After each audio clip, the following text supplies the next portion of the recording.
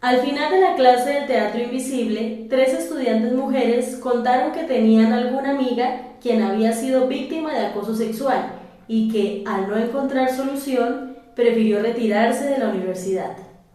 Lucía quedó pensativa y preparó entonces un teatro foro. Vamos a ver una escena sobre un hecho que ocurrió realmente en la cafetería de esta universidad. Valentina y Jacqueline representan el papel de dos amigas que se encuentran y la segunda le cuenta a la otra que está siendo víctima de acoso sexual por parte de un profesor.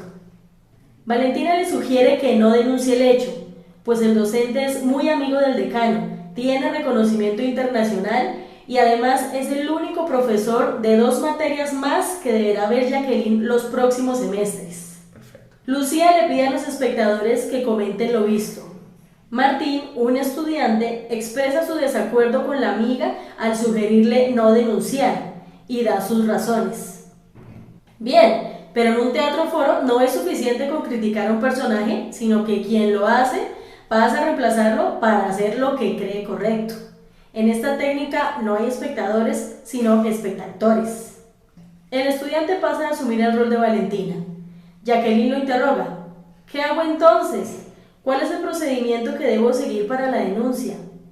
Martín se queda pensando, hasta que responde, no tengo ni idea. Lucía pregunta si alguien podría guiar a Jacqueline. Nadie sabe qué hacer. Mariana, otra estudiante, pasa a reemplazar a Valentina y le sugiere a su amiga que acuda a la decanatura de estudiantes. Lucía les cuenta que en el teatro foro también se pueden agregar personajes, así que los invita a asumir el rol de la decana de estudiantes. Yo quisiera, pero no sé qué le diría. La profesora, previendo que esto iba a pasar, tiene preparada una segunda escena. Alejandra, profesora auxiliar de la materia, hará de decana de estudiantes. Ella le cuenta el trámite que se debe seguir en estos casos. Al terminar la escena, varios estudiantes quieren pasar a asumir nuevamente el rol de Valentina, pues ya saben qué le dirían. Cada uno de los que va pasando falla en su intento de convencer a Jacqueline de denunciar, pues ella ve el proceso demasiado complicado e infructuoso y prácticamente le parece un segundo acoso, ya que debe enfrentarse sola ante la comunidad académica para defenderse de quienes creerán que ella tuvo culpa en lo sucedido. Lucía llama la atención sobre un objetivo del teatro foro: poner a prueba nuestras propias opiniones. Finalmente, se presenta una tercera escena. Mateo hace el papel de un compañero de Jacqueline y le ofrece apoyarla en el proceso.